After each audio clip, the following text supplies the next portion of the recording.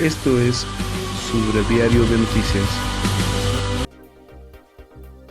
En Toluca, Estado de México, Rodrigo Sánchez Arce, investigador e integrante del Consejo Editorial de la Administración Pública Estatal, comparte que pobladores de Mesoamérica vivieron enfermedades que por su magnitud fueron conocidas como epidemias. El especialista informó que los códices antiguos, entre los que se encuentran el Chimalpopoca o el Telleriano Remensis, y las crónicas de aquellos primeros historiadores del siglo XVI como Fray Bernardino de Sahagún y Fray Torquemada, permiten conocer de estos hechos que acabaron con muchos pobladores de la época. Se habla mucho de que los mexicanos antiguos eran muy sanos antes de la llegada de los españoles, aunque este hecho se ha cuestionado, ya que como seres humanos en cualquier época nos enfermamos, aunque no tengamos contacto con personas de otra cultura o continente. Por ejemplo, alrededor del lago de Texcoco desde el siglo XV, podemos hablar de enfermedades, o como se le decía en aquella época, pestilencia. Se enfermaban de catarro pestilente, de repente llegaban heladas extemporáneas a la cuenca del Valle de México, lo que hacía que la fauna acuática y las aves sufrieran los fríos, se morían, contaminaban la laguna, y eso hacía que hubiera pérdida de cosecha y que proliferaran microorganismos propios del frío. Este tipo de catarro fue uno de los primeros en ser documentados en la historia de nuestro país, pues terminó con la vida de muchas personas. Después de la llegada de los españoles en 1520, Francisco de Eguía fue sin saberlo un arma biológica que aniquiló a millones de individuos de América, ya que traía la viruela a México. Esa fue la enfermedad de los españoles que diezmó a la población. Agregó que remedios para las enfermedades no había manera de hacerles frente, aunque está registrado que los mexicanos eran muy limpios, se bañaban muy seguido, y eso fue un factor de propagación de la viruela, pues querían quitársela con el baño, pero aumentaba la comezón y la contagiaban. Algunos remedios que se conocen aún son de herbolaria, pero no combatían como tal ese tipo de daños a la salud. Fue a finales del siglo XVIII,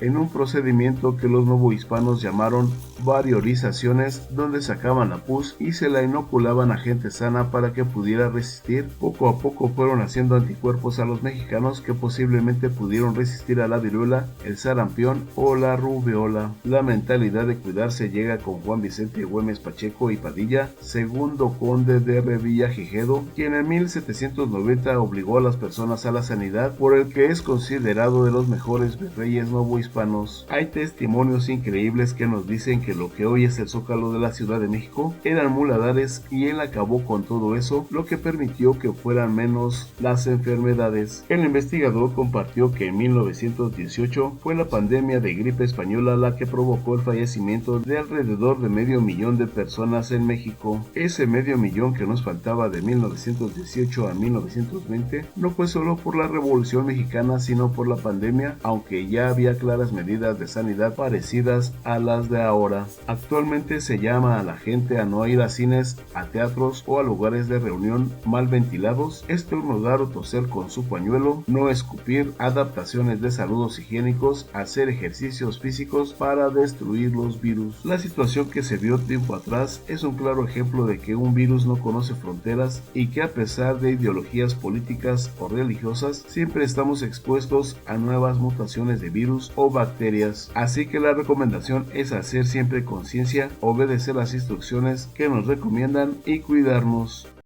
Este fue su breviario de noticias para Agencia MANL, Mario Antonio Núñez.